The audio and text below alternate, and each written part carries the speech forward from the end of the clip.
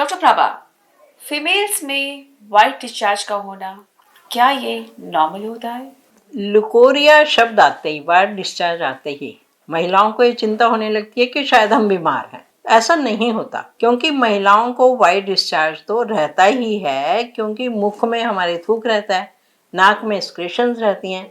ऐसे वेजाइना में भी वाइट डिस्चार्ज रहता ही है, जो कि थोड़ा बहुत हमारे अंडरवियर पे लग जाता है, कोई खास बात नहीं है। लेकिन अगर डिस्चार्ज इतना है कि महिला तंग आ जाए, पूरे दिन उसको पैंटी बदलनी पड़े, या उसको ईचिंग हो जाए, या उसको स्मेल आने लगे, तो फिर हमें लगता है कि लुकोरिया के लिए हमें डॉक्टर से कंसल्ट करना चाहिए।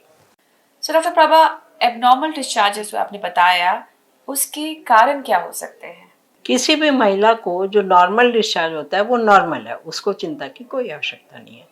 लेकिन अगर वो एबनॉर्मल हो गया, स्मेल आने लगी या कुछ, उसको हमें ये सोचना पड़ेगा कि ये हुआ क्यों, ये देखना पड़ेगा। तो उसके कारण क्या है कि उसकी पुअर डाइट है, उसको अनीमिया है, उसको थायराइड है, या वो बिल्कुल लिथार्जिक कंडीशन में रहती है, या चिंता बहुत करती है।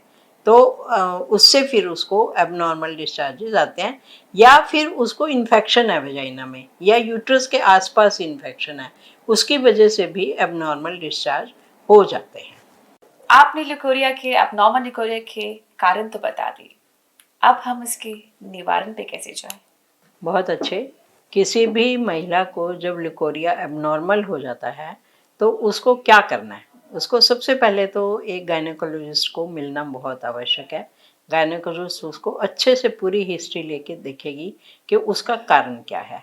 अगर अनीमिया है उसका ट्रीटमेंट, अगर नीचे से इन्फेक्शन है उसका ट्रीटमेंट, वेजिनाइटिस है, या यूट्रस में भी इन्फेक्शन है, या यूट्रस के आसपास भी इन्फेक्शन है, तो उसका ट्रीटमेंट करना होगा। उसके लिए मैं ये कहना चाहूँगी कि कुछ इन्वेस्टिगेशंस भी होती हैं जो कि बहुत करवानी आवश्यक होती है। Thank you.